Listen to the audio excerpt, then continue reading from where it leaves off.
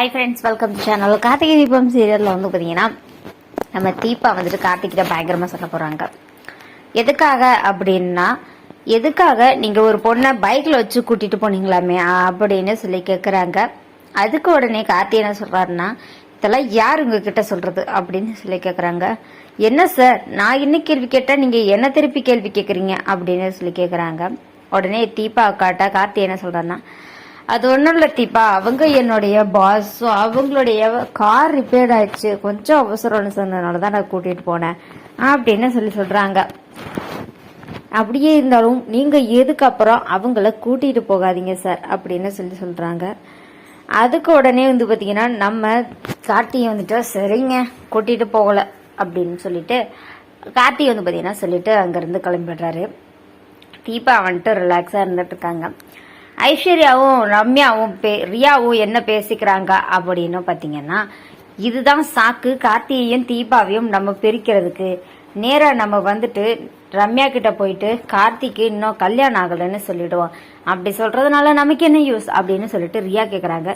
Use இருக்கு, நம்ம மட்டும் அப்படி சொல்லிட்டோம்னா நம்ம நினைச்ச மாதிரியே ரம்யா வந்துட்டு மறுபடியும் வந்து பார்த்தீங்கன்னா கார்த்தி மேலே ஃபுல் லவ்வோட ஃபுல்லாக வந்து பார்த்தீங்கன்னா லவ் பண்ண ஸ்டார்ட் பண்ணிடுவாங்க.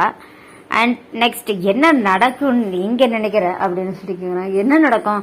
கார்த்தி ரம்யாவை லவ் பண்ண மாட்டான், அது எல்லாருக்குமே தெரிஞ்ச விஷயம். அதான் தெரியுமே, அவன் பொண்டாட்டி தீபாவுக்கு உண்மையா இருப்பான். ஆனால் ரம்யா வந்துட்டு கார்த்தியை காதலிக்கிறாங்க. இப்போ ரம்யா யாரு? ரம்யா தீபாவோட ஃப்ரெண்ட். தீபாவுடைய ஃப்ரெண்ட் வந்துட்டு கார்த்தியை காதலிக்கிறாங்கன்னு தீபாவுக்கு தெரிஞ்சதுன்னா எப்படி டென்ஷன் ஆகும் நினைச்சு பாரு அப்படின்னு சொல்ல. கரெக்டு, செம்ம பெரிய பிரச்சனையாகும்ல. தீபா ஏற்கனவே கார்த்தியை யாருக்காக விட்டு கொடுக்க மாட்டேன் அப்படி இப்படிலாம் சொல்லிட்டு இருக்கால. ஆமா, அப்போ பெரிய பிரச்சனையே வெடிக்கும் அப்படின்னு சொல்லிட்டு இருக்கிறாங்க நம்ம ஐஸ்வர்யா. சரி, இப்போ உடனே நம்ம போறோம், ரம்யாவை மீட் பண்றோம், மேட்ரை சொல்றோம், முடிக்கிறோம் அப்படின்னு சொல்லிட்டு ஐஸ்வர்யாவும் ரம்யாவை பார்க்கறதுக்காக ரியா 2 பேரும் கிளம்பி போறாங்க. ஆபீஸ் ரூம்ல இருக்கிற ரம்யாவை பார்த்துட்டு, நாங்க தான் கார்த்தியோட அண்ணி அப்படின்னு சொல்றாங்க. நீங்க வந்துட்டு கார்த்தியை காதலிக்கிறதா நாங்க கேள்விப்பட்டோம் அப்படின்னு சொல்றாங்க. அப்படியே அவங்களுக்கு யார் சொன்னது? சரி, எனக்கு யார் சொன்னதுன்றதை விட நீங்க காதலிக்கிறீங்களா இல்லையா, அதுதானே ரொம்ப முக்கியம் அப்படின்னு சொல்றாங்க.